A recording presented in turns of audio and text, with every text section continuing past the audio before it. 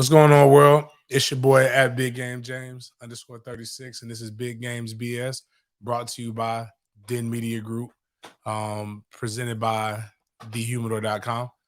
Go to thehumidor.com, type in sports den at checkout. You get 20% off all the things you want. If you spend over $150, you'll get free shipping in the continental United States, not inside of the world's greatest cigar lounge, Goodfellas, because I'm just getting back into town. Was in Kansas City this past weekend for, unfortunately, the end of the Jaguars season. They lost to the Kansas City Chiefs, but we'll talk about that here shortly with what they got going, what the Jags had going on. But good season nonetheless. But there's some things that we still want everybody to be able to do. We want everybody to check out the YouTube channels. I'm still trying to get my YouTube channel numbers up. We're doing pretty good. We're a little bit higher than what they were when I originally put out this tweet. But I think, let me make sure. Let me go check out what the numbers are. We're at 1564 on Den Media Group, and we are at 152 on my personal one. The goal, at least by the end of the quarter, would be to get the personal one up to 1,000, and then to get the Den Media Group one up to over to 2,500, so that we can continue to grow and continue to expand the channel. We'll start adding more content as we get closer, as we get through the year. We got the NFL draft. We'll have a ton of content that will be dropped. Not the NFL draft. We will have the NFL draft in April. We'll have the Super Bowl. We'll have a ton of content being dropped here the next couple of weeks out of Arizona, as that's the goal, to go out there. Then we'll have the NFL Combine, a bunch of other different things. So please go tell a friend to tell a friend at Den Media Group on YouTube if you're looking for it, at Big Game James _36 as well. Let's try to get those numbers. Let's try and get those numbers up. Also, this time of year is Girl Scout cookie season. So I love Girl Scout cookies. I am a man of simple taste. When you've tried a lot of things, you've eaten a lot of things, you tend to just be like, you know what? Fuck it. I don't need all them flavors no more. Give me the original. Nothing better than a good just shortbread cookie. I like truffles. I'm ordering a brick of truffles. My man, his daughter, Noski, NOLESKI 31, at Skoronsky 31 on Twitter, basically said he's got a daughter, and I'm going to go buy. I'm probably going to go get 250, get 25 boxes from her. I think that's about what it comes out to. Anyways, I'm gonna buy a lot of boxes. No, because the boxes are $5 a pop. So I'm gonna get 50 boxes. I'm getting 50 boxes from her, and then I'm gonna get 50 boxes from my homeboy Lawrence, daughter, who's slanging these bad boys. But this man said he's gonna, if I buy him, he's gonna drive from Tampa to make sure I can get my cookies. So, but I want you guys to help this young lady. She has a goal of 400 cookies. So we want to make sure she gets her cookies. So you can just scan that little promo code there, and make sure y'all go buy baby girl's cookies from her. So and then lastly, to talk about Goodfellas, I don't understand why people come and ask silly ass questions on social media. My man and at _made in Duval too. I know he didn't mean no, the one that says fuck you mean the next one under that. He asked to the world, any of y'all ever been to Goodfellas? That shit about something. And I'm like, and then my boy Sam added me, and I'm like, I just made the comment, I like it, but I'm a little biased. And then shout out to Lolo, who said Fridays be packed after 8:30, and it do. And I asked, I had to ask him what he was trying to get into, but I will tell you like this. Goodfellas is not a place for men who are not confident, men who are not swagged out, men who do not have got good budgets, men who are afraid of competition. But there is talent out there, and this is what I described to the guy. I said Friday nights we have live bands, Saturday night, we have this great sax player, Pierre, and he's fire with a DJ. Sunday, basically every night it's a DJ, grown and sexy vibe. Got great liquor. We got cheese doing the food. I'm my number one priority this week is to get that humidor stock. And he was like, I'm gonna come check it out. Had a little chick tell him it was the vibe. I said it's a different vibe. Aromas is a club atmosphere. This is a lounge. I also told him that one thing that we have available to us is how do I describe this? We have a lot of gently used vintage vehicles that are there, like high-end cars. If you what you would, older women that have been around. But these are classic cars. These are like the car. This Rolls Royce might have a dent in it, but it's still a Rolls Royce. She's still fine. She's still all these different things. If you're a young man and you're trying to find a mature woman, this is the best way to go. If not, I don't really know. Don't know what to tell you. So, but that's enough of those. Hold on, man. What is it, boy? Oh, these my friends are so crazy. Anyway, sorry about that. Looking at social media while you're working in my group chats isn't always the best stuff. But so I was in Kansas City, man. Had a great time overall. Lots of experiences, lots of stories, things that are going to be tough for me to just unpack in one fell swoop. Miles, which one is this? Is this the top one? That's throwing me off. It's like got me cut in half. That's which I didn't know which camera that was. But KC is a dope city. A lot of potential in the city. A lot of potential in the city. A lot going on. But I will say they put the mid in Midwest. Like the food was so mid. And it's the third time actually, but the second time as an adult that I've been to Kansas City. And it might be the most segregated city I've ever seen in my life. Like it is crazy how segregated it is. I did not see black people until Saturday again. And no, excuse me, Saturday after the game, because I went Friday. So I saw him Saturday after the game. Well, I saw obviously there's black people playing football, but Jacksonville brought all the black people. When I tell you Duval stood up and showed out, every place I went, it was Duval out. It's the top of the KC puts the mid and Midwest. We took over Johnny's Tavern. And shout out to the Bowl City Brigade, Bowl City Cap, E Dilla, all the crew. Those guys made sure everybody in Jacksonville felt like they were home. This was just a snippet of what I saw that night, and it was, we took over the entire bar. We encourage curse words. And all you heard was just Duval all throughout everywhere. People were out and about. They say Jags don't have fans.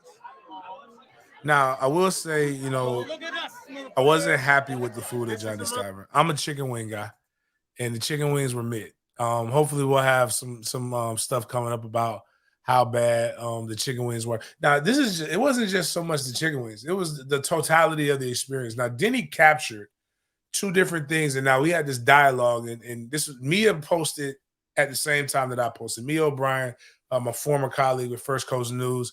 Now she's with that ops station, but we cool though. I gave her some coffee though. I fucks with Mia. Mia's dope. I don't really fuck with everybody else at that station, but I fuck, which was funny too. So there's a lot of people, like everybody in Kansas City that came, all said the same thing about me and Denny show. When the fuck are y'all getting back together? This show was amazing. This show was great. Like, why did they take y'all off? What happened? And so I'm telling them all what happened, and everybody simultaneously is like, "Yo, that's fucked up." And I told him, if you've been paying attention, a couple weeks ago, I went in the press room for the Titans game. And I hadn't seen some of these people before I almost died, and that was almost 2 years ago. And they would just look like they saw a ghost. But I'm telling the fan base, I'm telling this, and I told them the truth. I was like, I'm gonna be honest with you. 10-10 doesn't give a fuck about what you think or feel. Like, they're gonna do whatever they feel is best for them. But Mia was infatuated with the food. But me being an African American in the South with family up north, adopted Panamanian culture, one thing I'm used to is flavor, texture, and all these kind of different things. So Mia tweets, this is top 2 media spread of the year, and it ain't 2. And she posted her burnt ends, ribs. I didn't try the pickles because Casey's known for the pickles. And she put the cheesy, this cheesy corn thing. I did a video of mine, and I put the press box food mid as hell, but in the Midwest, I expect that. Mid is going to always sell. And if you want to go see me try to chew these burnt ends, it's very difficult to eat barbecue when your boy, who does all your tailgates, is a barbecue aficionado. Shannon always has the best some of the best barbecue I've ever eaten. So I can't go around saying this. I did tell Diddy, in her defense, the food at Jags the press box is terrible too. You know, I just used to they have these sandwiches at in the press box for the photographers. I would just take the photographer's sandwiches and eat those because I knew that was edible. You never knew what you were getting in the Jags press box. And now that they had some nachos, the nachos was pretty fucking good, pretty fucking delicious. But I ain't even. But outside of that, then me and Mia talked about how mid the food was, and she said her taste buds might have just been altered because she's so used to bad food, and that happens, man. That happens. Again, the food was bad. The war chant was bad. They do the war chant in the tomahawk chop. Still? Yeah. Well, they try to be like Florida State. So, but they say that they can't. Calling it the tomahawk chop is offensive. Right. And I'm like, no, we got permission. This isn't like that thing where it's okay. My friend said I can say it. No, bitch, we actually have the Seminole tribe. They make money. But what was disturbing is if you play like the war chant, I should have gave you the war chant. It's one, the war chant is offbeat. It's not like Florida State's. They don't have the marching chiefs to their defense, but it's still bad. But this is what KC fans look like when they're doing the tomahawk chop. And for people who don't know, it's just like I saw so many different variations. I saw this. I saw this. I saw this. I saw that. I'm like, you guys are butchering this, and they look like it. So for the people who are listening to this on Apple Podcasts or Spotify, those things, basically, if you ever seen those inflatable waving people, that's what Kansas City Chiefs fans look like. Just play the war chant to that, and that's what their fans look like. They're all over the place. Arms are just doing white people shit. It's just terrifying. It actually, for the first time in my life, I was annoyed at hearing the war chant. And it was and they clicked the last one. And before I get into the game, Arrowhead Stadium is possibly one of the hardest stadiums to navigate. And this right here was perfect. If you remember the Super Bowl from a few years ago, and the Weeknd's performance, and he got lost in the little maze thing. That was me outside of Arrowhead Stadium trying to find the media tent and the shit like that. First and foremost, they do not let you get anywhere near the stadium with an Uber or a Lyft. No ride share. You can see the Royal Stadium and Arrowhead as you're coming off the highway, and there's just like this hill. So it's like when you go to those, like you see those movies where people have discovered something and they see it far off, but it's miles away. And I'm sitting here like, how the fuck am I going to get here? Like, I left my hotel at like 12. I needed to be on the field at 1. And then the driver just got frustrated and just said, hey, man, this is as far as I could take you. So I had to book it, not knowing what direction. And then let me tell you about these stupid ass, and I'm very nice to the help. But how the fuck doesn't anybody know where the media tent is? I keep asking, where do Jags credentials, Florida State press passes?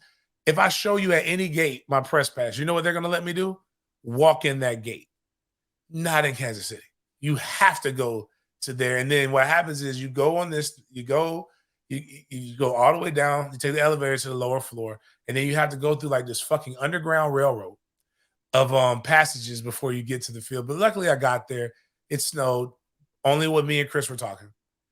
Yeah, It literally stopped snowing during the football game, and then it started snowing again once we got back out there. But overall, cool experience, kind of like a college, but unfortunately, the Jags lost. So I'm not gonna. But before I get into that, I am going to say this: I was flying in the motherfucker. Like if you just go click the they say I look good this weekend. Like, I just want to take a moment of appreciation for myself here. Sometimes you actually have you have good picture days, like good hair day. Everything's going right. And this is how I was looking right here. I was out there in the pea coat. I had the suit, even though you can't really appreciate the suit because I have the overcoat on over it. But I was fly. I was dapper. It's you could dress up really, really nice in the cold.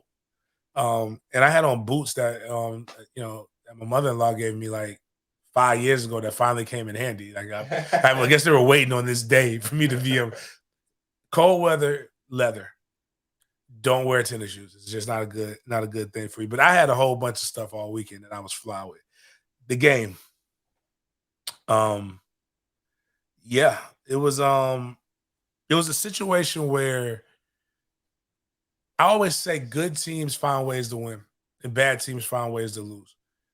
And the Jags aren't a bad team anymore. They're actually a pretty damn good team. They just went up against a better team in KC. And KC won in spite of probably should have lost that game. And what do I mean by that? It wasn't so much that anybody performed bad. Patrick Mahomes, I'll tell you this.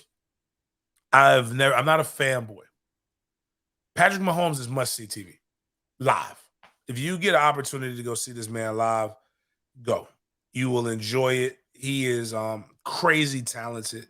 I remember listening to Travis Kelce talk about, I think he was on Pivot Podcast, and he was talking about why he likes to play for him, his ability to make every throw on any part of the field. And they run option routes. So it's different plays and concepts, but like all of them have an option to sit, continue to extend the play, or do whatever. So what happens is when he's doing all of that voodoo and trickery and running around, he has an idea of where everybody is at. And he knows wherever he's at, he can throw the ball hard enough to be able to get to that. That is fucking impossible to stop. I will say the best thing that happened for the Jags was him fucking up his ankle because it made him slow down a little bit. But he was still, even with that, he was 22 for 30, only threw 195 yards with 2 touchdowns. And really what happened with the Jags was a couple lapses in technique and discipline that they exploited. Some key penalties, one of offsides, one roughing the passer, and then one time the defensive end didn't keep contained, and Isaiah Pacheco, I think I said his name right. He broke for like a 39-yard run. Felt like forever, but he broke a 39-yard run. And even when Chad Henne came in, they weren't able to take away, use that advantage. Actually, Chad Henne was kind of doing. I ain't gonna lie, Chad. Chad was doing your damn thing, Chad. We were in the press box like, hey man, get him the fuck out of there. Like Chad is playing better than, because for some reason when Pat was healthy, they were blitzing and they were bringing pressure. Right. And when Pat got taken out, and this is the case a lot of times with when you have a quarterback that goes down, you revert back to your base defense because you don't know what to expect. You didn't game plan for Chad Henne. But I still don't understand why you would let a guy with one leg just sit around and carve you the fuck up. That's not a good up. But here's what Michael Duraco posted. The Jags pressured Mahomes on only 16% of his dropbacks after the injury. So 3 of 19 dropbacks, compared to 54% of his dropbacks before the injury. So 7 of his previous 13 pass attempts, they brought pressure. 3 of the next 19, they didn't. It makes absolutely no sense. I kind of want you to have to run on a bum ankle. That would be a blessing for us. It's not wishing that he got hurt. It's just, but I told somebody, and my man Steve arguing me. As I said, guys, and this is the problem with some of you guys' arguments. I get it. You're watching from home and you think you have more information than we have in the press box. Mind you, they're giving us stuff real time, and we're a full player two ahead of you in the press box. I said Patrick Mahomes is going to take a bump, and his ass is going to be out back on that motherfucking field. Sure. And people are like, "Oh, he broke his ankle." His ass said, "Watch him." And Pat's going to take. They'll give him some good Colombian snow, and his little Kermit the Frog sounding ass is going to be right out there. And boy, was he! Now, the true Achilles heel was this, and I'm not going to get into how everybody really bashes our DC.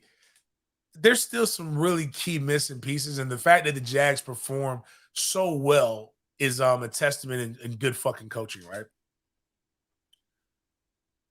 But I have one real problem with all of this. Patrick Mahomes was 22 for 30, right? Right. Travis Kelce caught 14 passes. Unstoppable. He was targeted 17 times. I am not Mickey Andrews. I'm not Monty Kiffin, Lane Kiffin's dad. But you might want to stop that guy. Like, that might be the guy you want to defend. Like, I'm gonna let if Kadarius Toney beats me, then that's just like, it's God's will, man. That's just somebody had to step up. If Juju Smith-Schuster beats me, you know what? Fine. You know what those guys had? Combined 7 catches for 65 yards. Travis Kelce was 14 for 98. And what sucked is he kept getting fucking first downs. Every time it was 3rd and long, oh, you just got to get out the field. Fucking Travis Kelce just get just enough for the first down. Do you know how infuriating that is? It's so frustrating. Like, mother. And then one time, just on the go, like just a simple flat route. Just wide the fuck open. Like, why is he wide? Like, put the motherfucking corner just right there.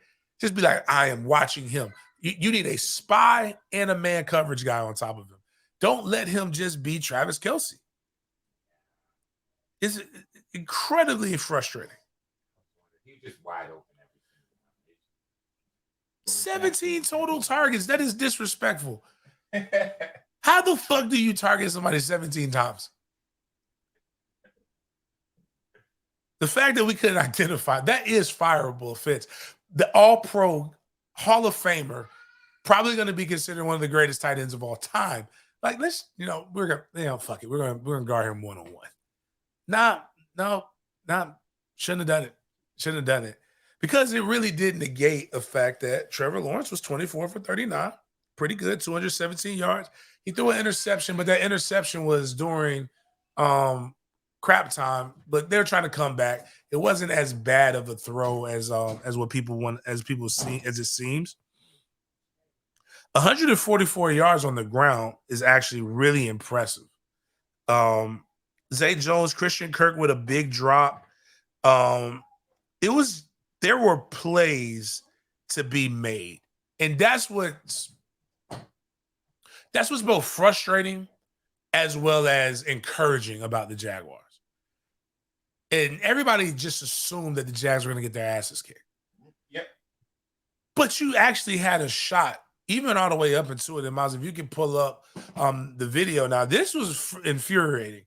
The technique, we're going to keep going. We're going to analyze this. It's the first thing on the game. So, like, I want you to we get the noise. I want to get the sound too, so that people can hear it. So you actually can hear, yeah. The crowd noise on this. So it was actually pretty loud. I'm not gonna be like those fans that say, "I wasn't that loud." No, it was loud. 142 decibels is loud. I don't really know what you guys are talking about, but I've been in louder stadiums, but for an NFL stadium, this was pretty impressive. how loud it actually was. But this was the onside kick. So we kicked the field goal. You still have time left. And this was the most unseasoned onside kick ever. So we're gonna keep rolling this back. I want people to we'll get a lot of so go run it back. So I want you to look at number 2, I believe. And he doesn't can you actually click on the thing mouse? So I mean, I know they'll still see me, but I want these people to see that. Yeah, so watch him right there. He's looking, he's coming down. This is the guy. Go back. He's supposed to do that to their guy. He's coming in. No. Oh, he's supposed to bust up the block. He's supposed to bust up the block. Oh. Or try to get the ball. He looked like he was ready to go. He was like, man, this season's over. We ain't finna. Nah, like that man just come on, dog. Everybody else is out there. Now, don't get me wrong. The kicker who's done pretty good. He fucked up. This was a terrible effort on the onside kick. There was like just a little dribble. Looked like the last shot out of a Roman candle. It was the pre-cum of onside kicks. Just dribbled out. Like it just wasn't anything good about that. But even at this moment, if you would have recovered that, you had the ability to get 2, maybe 3 plays off. You would have had to score, but it's just like there was hope, there was optimism. But before they had to get to that, Jamal Agnew, they were driving down. They were down 10. Jamal Agnew fumbles the ball inside the 5-yard line. After Jamal Agnew had almost returned a kick for a touchdown and got tripped up by the fucking kicker. I wanted to choke you, Jamal. But your tweet was so good, and rightfully so, because Bobby used to say this, my coach. When you go back and you look at every football game, right? There's really 3 to 4 plays that if they would have gone the other way, are what dictates the game. So if Jamal Agnew returns that kick and doesn't get tripped up, he'd say, or this right here, this is another perfect example. And this is one of my hated clocks, but it's not my hated clock. It's the hated clock is this. The NFL needs to stop calling roughing the passer until they figure out a consistency of what roughing the passer actually is. Now, I am okay with this being called or not being called because it's good football. But I understand the helmet was right under his chin. It was great. Good hit. Boom. They don't call that. That could have extended the play, could have made something happen. Now, Miles, if you go and think all you got to do is just scroll down. It might even be on the next clip of the notes. Actually, it is. Yeah, it's the next clip on the notes. So if you go, they showed 2 angles. So the first one, if you just click on that to blow it up. Okay. There we go. You can see, and that's not even a helmet. That's a shoulder pad right up under his chin. That was called roughing the passer. That was earlier in that game. That extended the drive. They ended up scoring a touchdown. Now, if you go to the next play, this is actually helmet under the chin. So this is clearly helmet to helmet. And it's not called. Like, I would prefer them just not call it at all than to miss it and not be consistent because it messes up the level of the play. But again, it just comes down to certain moments that you lost the game. But all in all, it was probably one of the better playoff games that they had. And the Jags are a few moments away. So now when we go cover the combine, we're going to do a lot of other different things. We're going to have fun imagining a great offseason because you're going to go in with the idea that you'll be competing for an AFC South title, which means you're going to the playoffs, which means you're one of the best teams in the NFL regardless. So because you're trending up while everybody else in the conference seems to be ascending or trending down. So you're right. It's about time. And, that's just the positivity. And I think the city deserves it. What are we at, 30 minutes? Yeah, so the city deserves it. And, couldn't be happier. Now, Now, that was what happened with KC, and there's a lot of other stuff. There's tons of analysis, but the season's over. At the end of the day, you get better. We'll talk about how the Jazz can get better moving forward. Something that I'm really starting to believe, and people can tell me it's my hatred of Deion. And I'll agree with you. Multiple things can be true. I have no problem on the surface with what Deion did, right? Deion took a job, got better, and went and got a better job. Immediately. Like, without hesitation. That's what happens in life. But see, the problem is guys like me, you've always said, oh, why not us? Why did you go to a PWI? Bitch, you know why we went to a PWI. It's running water. There's food. It's all kinds of shit. They treat you very, very well. Gonna Ed Reed on now. But no, this is what I'm gonna get to though. But one thing I've never done, and what most of us have never done, is discredited or disrespected the importance and the impact of what an HBCU is. And one thing that we are always taught as men, as mentors, we're supposed to teach people, leave a place better than you found it, and don't burn bridges that you may have to cross, and definitely don't cross people that built you up. Because here's the reality. Before we get into the meat and potatoes, all of this stuff, you know what, before we do that, I want to kick on, because the apple don't fall far from the tree. And I haven't listened to this, so this is going to be my first time listening to it as well. But I could read, and I could pick up context clues. And one thing that these affluent types, these types of people who believe that they're doing their presence is a favor to everybody else, is not helping the Black community. And if you defend those kind of actions, I'm sorry, that's bitch assness. That is called cult of celebrity. That's called not respecting your own. And the crazy thing is everybody keeps defending it. But I'm going to perfectly pair all of this shit up to a lot of things that's been going on in the past. I would say, when did the Kanye shit start? Was that like 90 days ago? Jeez, feels like forever. Yeah, 3 months now. 3 months. So we'll go with over the last 90 days. Some of you people who are so woke, let me tell you, you know what happens when you stay up all the time?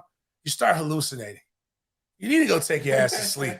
Go get a fucking nap. But this is, played Deandra Sanders, who is fine, by the way. I am going to appreciate a fine Black woman. Deion, you and your wife, Pilar, y'all did a thing right there. I ain't even going to hold you, bro. And excuse my French. And if you need to square up with me, Deion, by all means, let's do this. But this bitch is crazy. So let's play with this. Let's play what this bitch is talking about. And with all disrespect intended, because it was extremely disrespectful what she did. Go ahead, push it.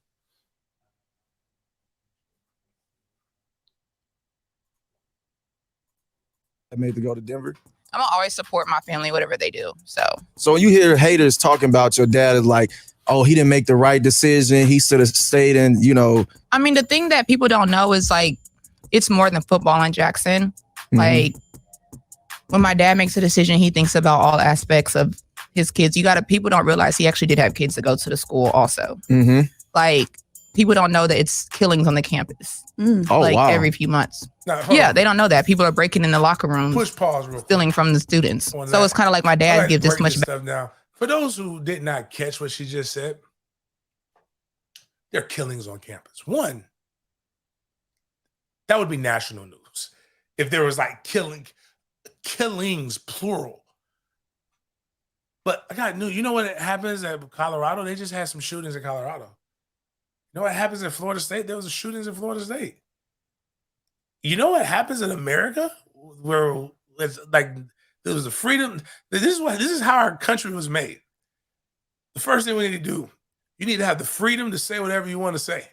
Then the second thing you need to do is be able to have a gun to be able to back up your freedoms for whatever you need to say. Like, you just painted an entire city as if it was fucking O Block in Chicago. Like, was it necessary?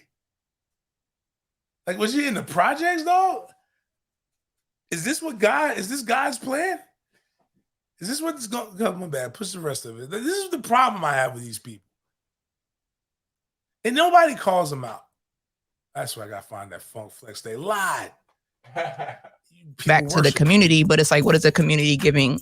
Shit, I would have left too. Yeah, and I mean, if he doesn't feel safe there, then I mean, damn. So he didn't feel safe at all being there. I mean, I don't know what he felt. I'm just saying I wouldn't have felt safe. I don't know what my dad felt. You didn't feel safe whenever you was on campus? I felt safe, but I'm saying for the stuff I would see and hear, it's like scary. I wouldn't. Yeah, you just have to. Like my dad gave a lot to Jackson for them to be doing stuff like that. Yeah, I didn't like how they was trying to paint a bad picture when he left because I don't it's like that. But they do it to everybody, and I always try to tell people when LeBron left Cleveland, they burned his jersey. Yeah. Different. They gonna do that to everybody. And it's like, what more could he have done? He did what all he said he was gonna do. So let's digest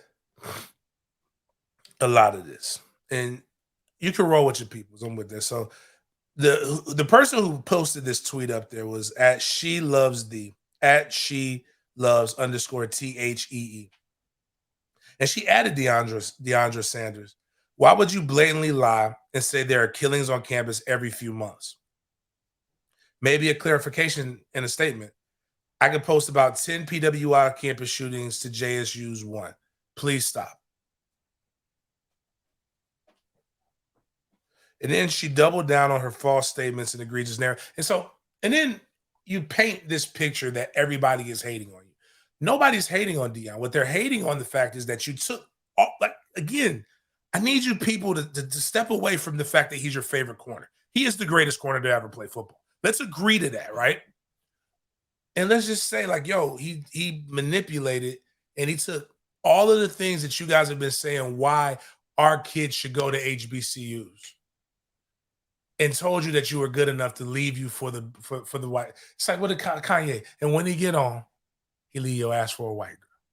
And then what happens is when he does it, you guys now all of a sudden you besmirch a phenomenal athletic director, a phenomenal president. And you start talking about the shit that we've known about HBCUs for years because that's why we would say our athletes didn't go. You think, the dorms are bad. And then, so the reason why that's even real news is I don't want to get into Deion thing. It's this Ed Reed shit. Let me tell you why it pisses me off. One, it pisses me off because Ed Reed literally took this job as if, and the same thing with Deion now, but you guys are taking these jobs as if you're doing a fucking favor to a university. And then when you get slapped because it's a real fucking job, whether you want to admit it or not, then it becomes, it was unfair and you just didn't like the way he talked. Like, I encourage every one of you guys who really believe this shit, go right now on a rant on Facebook. Go start cussing people out.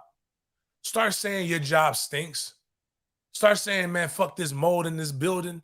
They didn't clean my office and bullshit and all this motherfucking blah, motherfucker this, motherfucker that, and let it go viral. You know what your boss is going to do to your dumbass? Fire you. And it's not even so much that. It's like, what did it help? This is my problem with you pseudo-educated niggas. And yes, I said that. My issue is this. He's exposing the truth. We already knew that shit. Did you not know that HBCUs have been historically criminally underfunded? I tell you who did, the fucking U.S. government. That's why there's $1 billion lawsuit and they're giving money. Like TCU is eligible to get $50 million of the $85 million that they already had, that they didn't give them. You know who talks about it? Eddie George.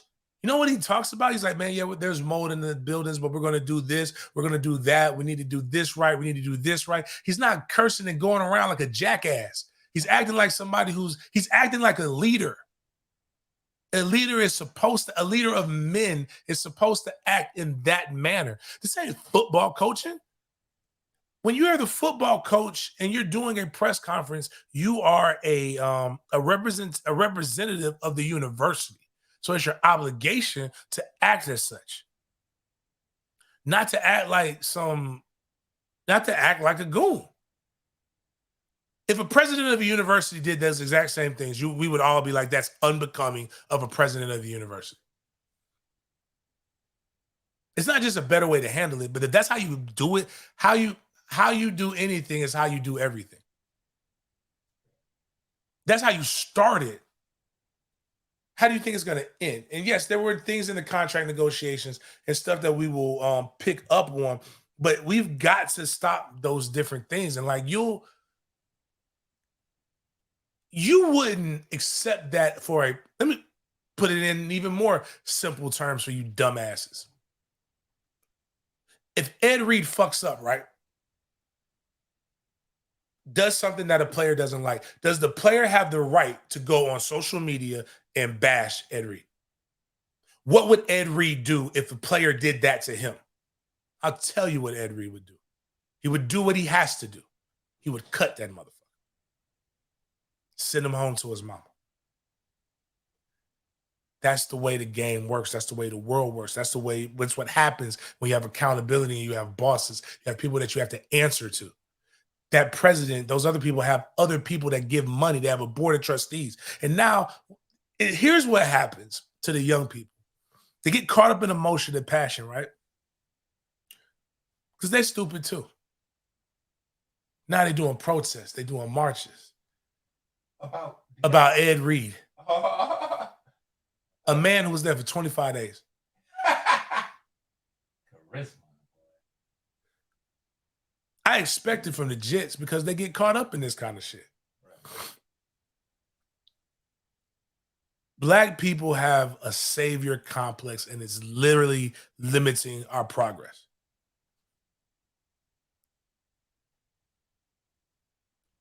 Because I'm going to double down on this.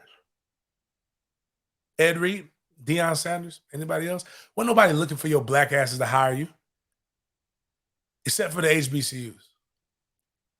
So granted, it's like the dude who come up, like they joke and say, all dope boys have their first baby mama ugly before they make the come up. It was a Lil Durk got the ugly white girl baby mama, I think that's what it is. You're going to look at them, just check them out.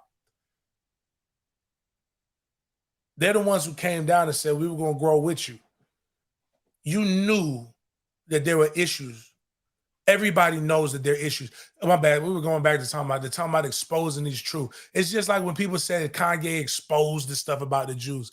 Kanye didn't say shit that ain't been being said since the 80s. What did it do? What did it help? What doors were open for black people? What did he do for the economy of African Americans? What did he do for opportunity for progress? I'll tell you. I'll give you the cliff notes. Not a motherfucking thing. What does this situation do for BCU right now? Do you look at BCU in a light that you would say? I know what I wouldn't do. I'm not sending my jet to BCU. I'm not sending my jet to any black college right now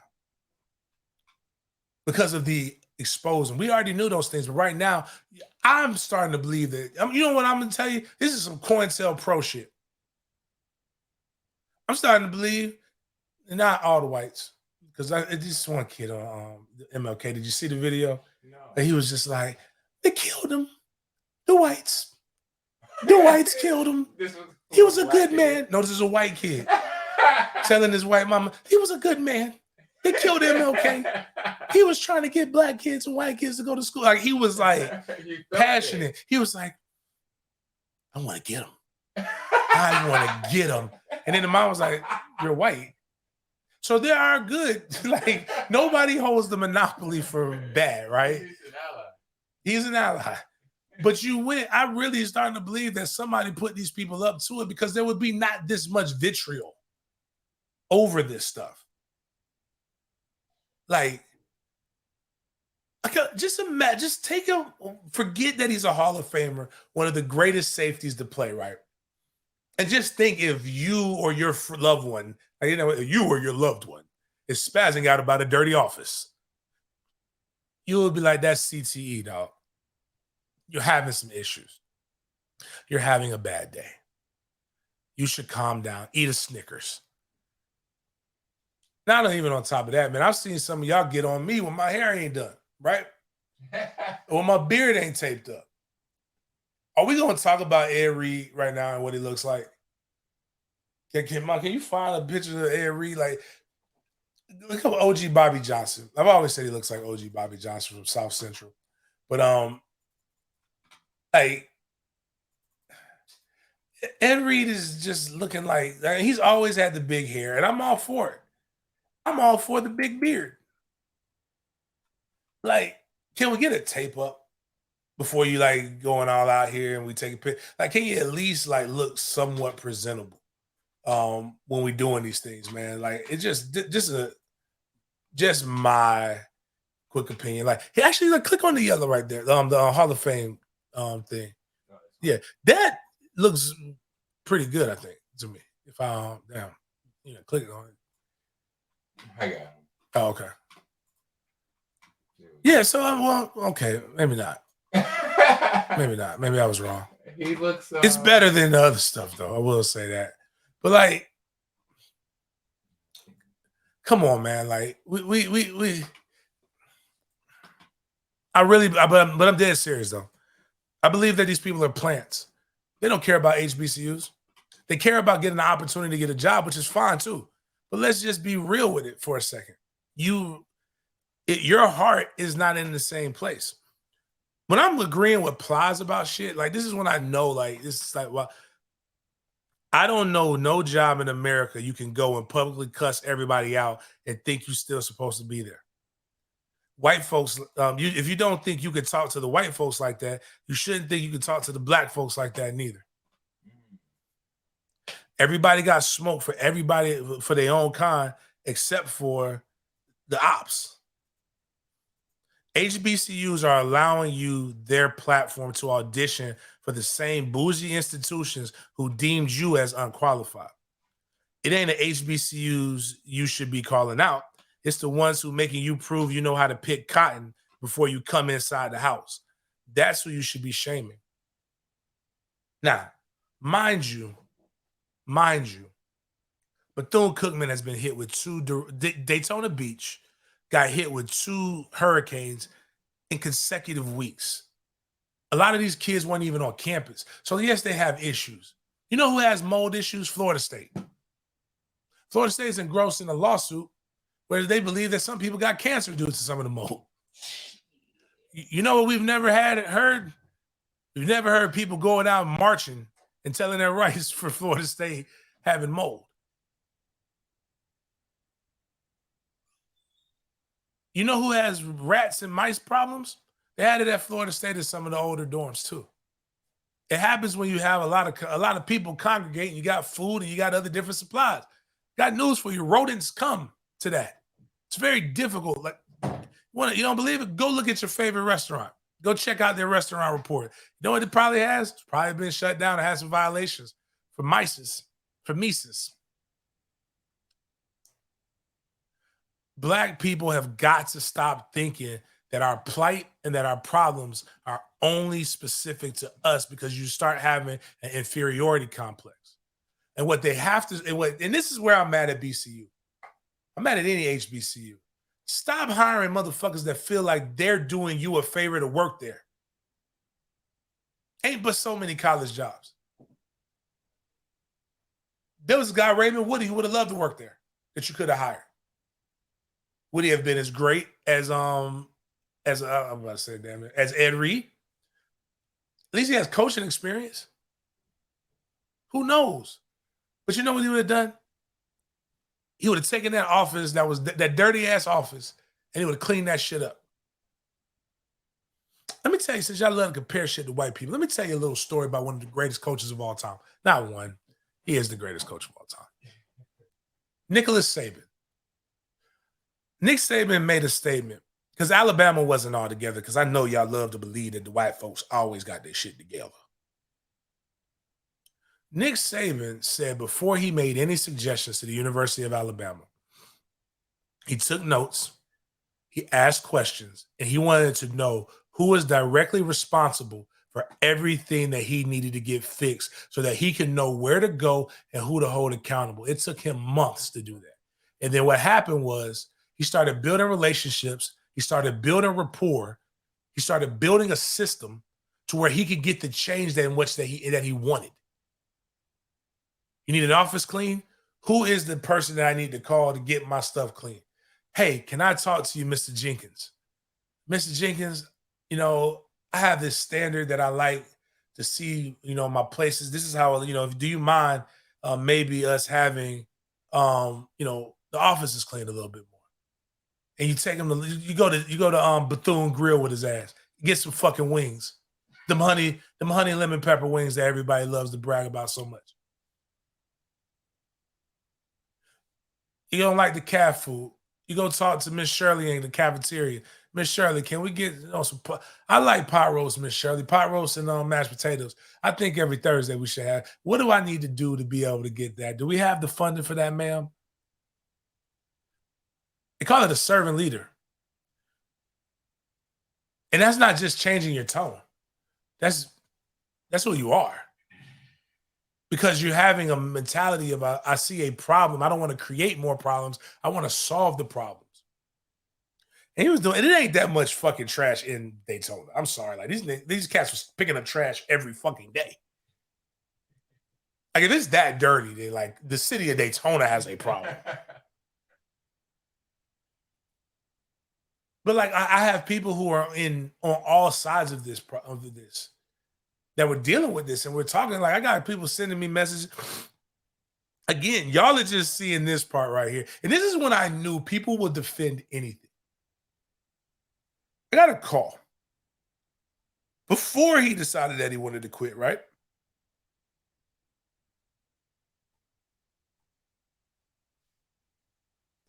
Oh Lord.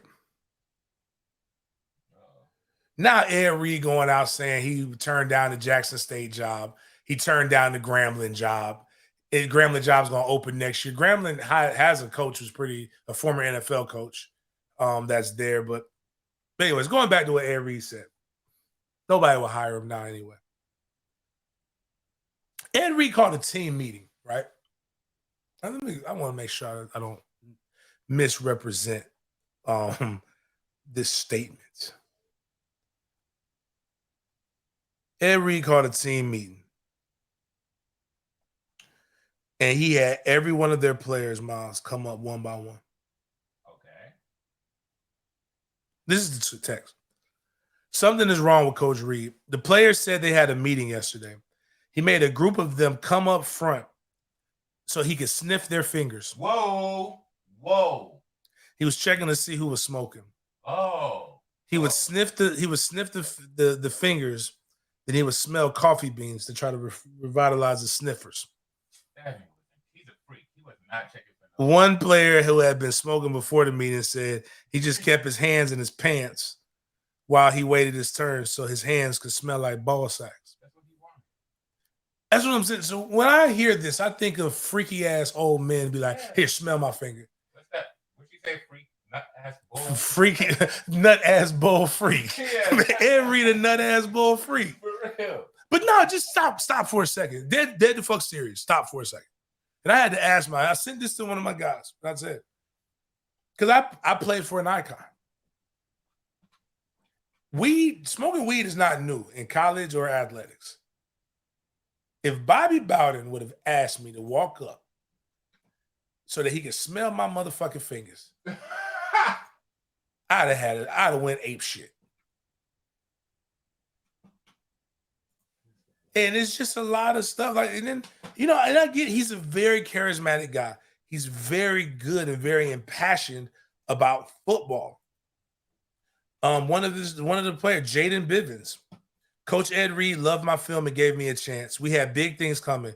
But before all that, we talked about being a man every day of his 3 weeks here at 7:30. He could care less about football and wanted to mold us into, I want you to hear this. I wanted to mold us into accountable and responsible men.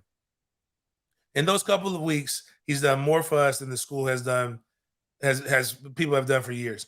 The criticism he gave may not have been the right way to speak about it, but nothing he said was wrong, and the whole school is standing with him. He wanted better for the school and each individual. To forget football, forget money, he didn't care. It was about us. prideful people and higher ups didn't like what was said, and even though Coach put his pride aside to apologize for the way he said things, they couldn't put their pride aside. Here's the problem: you put in this statement what Coach taught you, right? He could care less about football and wanted to mold us into accountable and responsible men. What it sounds like is everybody wants to skate over the fact of accountability. That's what, if your coach were truly about accountability and molding people into better men, he would just say, you know what, I accept whatever. I understand what I did was wrong. I was passionate about it, but I know I did it the wrong way. And I accept whatever responsibility, whatever comes my way. And I'll tell you how I know he doesn't accept accountability for it, because every opportunity he's had since then, he still acted as if when my 4-year-old gets in trouble, it doesn't get his fucking way.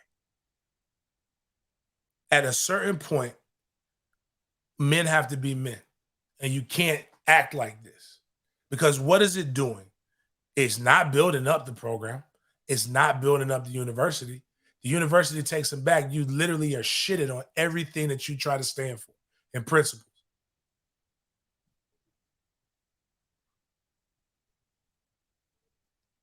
This man is unhinged. And instead of some of you guys taking a step back and saying, like, you know what, maybe these hits to the head is really fucking with some of these guys' mentality, what do? You excuse it. Because he's a celebrity? Not the same people. Y'all bad. Some of you men, and then got the nerve to go pick on Young Miami because she gets peed on by billionaires. What? Yeah, you heard about. She said she likes to get peed on. For how much though? But I'm saying Puffy was giving a lot of money. Yeah, I'm gonna give her the benefit of the doubt. That might be her king. The point is that some of you guys would let somebody pee on you just because of who they are, and you wouldn't even get nothing for it. Or he's a Hall of Famer. That ain't got shit to do with who you are and your character. Ray Lewis is a Hall of Famer too. I still think he knows what happened to those 2 people that died. That doesn't excuse any of that. One day you gonna bump it. I'm gonna bump it to murder. I'm gonna have to be accountable for my words. He's gonna get you a whole sermon before he murders. That's fact. Oh God, just kill me. Please don't talk to me. Just kill me. But I'm really, like, again, hire people. It's just like my dating advice. Date people who actually like you. Don't like just, oh man, she's in that. It's crazy. Like, you guys are consistent. I will say this: you're in miserable relationships with people who don't like you, and you're constantly going after women that are out of your league because they're pretty, as opposed to going for that homely looking chick that's going to be consistent. You're gonna get 25 years of bliss. She's gonna cook. She's gonna clean. She's gonna love your dick. She just got a little cross eye. That's it. Or she got big titties and no ass. But you can get away with that. As like I told people, the older I get as a man, I'm appreciating titties more. I didn't appreciate them when I was a young man, but I appreciate them a lot more now, because these asses are out of control. They nurture us. They're nurturing. That's it. They just givers of life. But what I'm saying is, go find that person. Build the HBCUs back up. Be Eddie fucking George, man.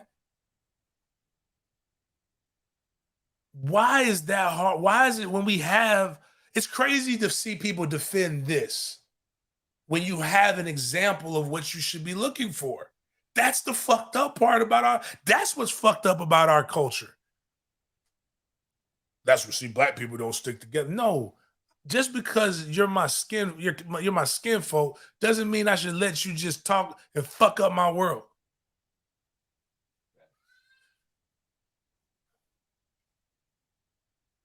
Exploitation is exploitation, whether you're the same skin color or not. And again, what it sounds like is a lot of accountability is wanted from people without a lot of accountability being accepted. And I'm sorry if you can't understand that. And some of y'all defending these people harder than you defend your own. Because he ain't gonna let you hit. He probably wouldn't piss on you if you were on fire, which would help you, as opposed to the Young Miami version where you get money. But the same energy I kind of give to this is I'm kind of giving right now to a guy who I actually like. I like Uncle Shannon. I like Shay Shay. But at this point, I think Shay Shay is it's like it's a tough thing. So Shay Shay got into a little if you go to CJ0, I'm not even gonna read Ed Reed's statement. I'm just tired of these motherfuckers. But he was at the crypto.com arena. Looking fit.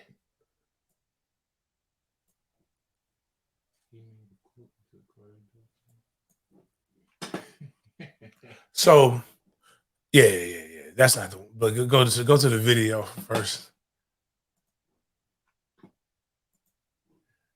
Yeah, because that's the fit was I don't really know what to make of the fit. The fit is it's crazy. It's like I put like, don't let Uncle Shay Shay making a cardigan out of Nana's quilt fool you now. Shay Shay bought that action, man. It's scary when you think about it. Like any dude who's dressed like that, and then Shannon, I don't know what to make of his hair. It kind of looked like he got like one of them old kind of perms, like it's straight, and he's got like the old school. They used to call it a conch. Any man wearing a conch, having a conch in his head in the 2020s is a little questionable, man. Like he ain't got them all there. But let's look at what these young bulls out here talking to the old head about, and how the old head we just showed you guys what happens when you deal with these old people. And some of these old people like to squabble, man. At the crypto.com arena, Dylan Brooks was having. He told him that he was too small to guard LeBron.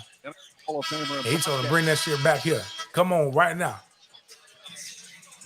And now they're trying to, break it up. Everybody come over there. And you see everybody like chill out, Uncle Shay Shay. And now you see the guy in the blue. That's T. Higgins. Along with the supporting cast. T. Higgins' daddy came Shannon over there. Sharpe still talking. About Adam. And T. Morant, John Morant's dad comes over. Opportunity to talk to T. What I don't like is when people get in. Pressure didn't go up a bit.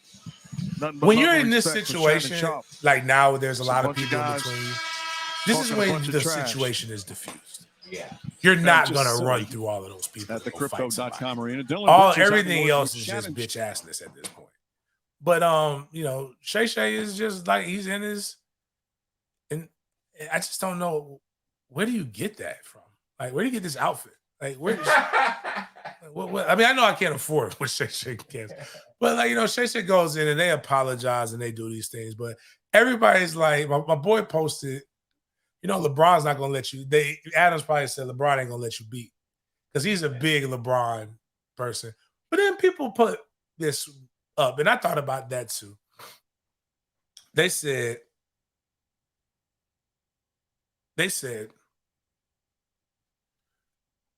why didn't you go at Skip Bayless with the energy in which you went to Adams with? And originally I thought, you know what, that's fair. But then I stepped back and thought about it too. What? That doesn't make any sense. I had to Google. Adams is a young man. He's probably in his early 30s at worst, right? John Morant, 20s, right? Mid-20s. Spry. Shannon's 50, but he can bench press 450. So, like, he's an elite. He was a mutant, right? Yeah. Skip Bayless is 71 fucking years old, man. Right. So speak on it. Like, what do I look like jumping across the table and smacking the shit out of a geriatric motherfucker? Are you trying to get me locked up for elder abuse? It brought up this thing, and I'm not going to call people's names out, but there was a beef and a feud that I had on social media, right? With a person. Anybody who knows me knows who the person is. Back then, the person had a little bit of mass on him. It's 200 something, probably close to 200 pounds. If he was 200 pounds, we probably would, like, when we got a chance to see each other, there'd have probably been some furniture moving. Probably would have tossed his ass off the top of lot 19. But he turned vegan. And he's a legit vegan, like a devout vegan. He's like 130 pounds now. He looks like 50 Cent in a cancer movie. And I was thinking to myself, because I was like, James, you're not going to do nothing. I said, man, what the fuck do I look like? Accosting a 130-pound petite male. I would look like a dick. A murderer. Over some words. You got to understand, like, and then Shannon's going to, like, lose his whole livelihood. Because now, granted, I think Skip has been habitual with his line stepping. But at the same time, this is a much different situation. And I think Shannon apologized. I think Shannon needed to show a little bit more maturity. But, you know, shit happens. They all made up and apologized afterwards. Happens. Elite athletes get after it. But lastly, and I'll leave you guys with this. MFTK. You know, it's the last clip, the last link. It's one of every morning I wake the house up. I have young boys that are not happy that I woke them out of their slumber. You can go down to the link before that. And I think you got the Kevin Gates sound, right? Yeah. The kids like, no. You already opened up the tweet. I did? Yeah. It's under that. Like, yeah, right there. That coffee link.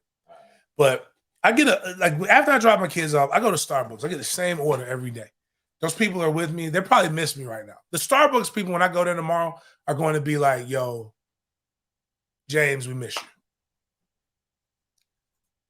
And for people to say this right here, the New York Post, people should drink less coffee to help combat climate change. I say, fuck you. Our parents and our past generations fucked up us with this housing crisis, made everything go up, capitalism, all these different things, driving the prices of rent too damn high. I don't really give a damn what they do. Like, it's not my world, my job to. They got to figure out on their own. They got to fend for them for their own. Limiting your contribution to climate change requires an adapted diet, and coffee is no exception. Choosing a mode of coffee preparation that emits less greenhouse gases and moderating your consumptions are part of the solution, researchers say. The study also found that using coffee pods to brew coffee contributed less to the carbon footprint than brewing coffee with a traditional filter. Our analysis and I don't like coffee pods. Our analysis clearly showed that traditional filter coffee has the highest carbon footprint, mainly because the greater quantity of coffee powder is used to produce the amount of coffee. This process also consumes more electricity to heat the water and keep it warm, which is, if you can get Kevin Gates here to, I would just love to know what Kevin, this is what I said to this article right here in general. Boy, fuck you. Died today. I just like you want me to take, if you try to take coffee away from me, all I got to say is this right here. Boy, fuck you. Died today. But man, on that note, man, listen, if you don't get anything else from this, don't hire celebrities, man, unless they like really got some background. And these people are plants, and then the Jags are going to be actually pretty good. So on that note, man, I appreciate you guys chopping it up with me. We will see you guys next time.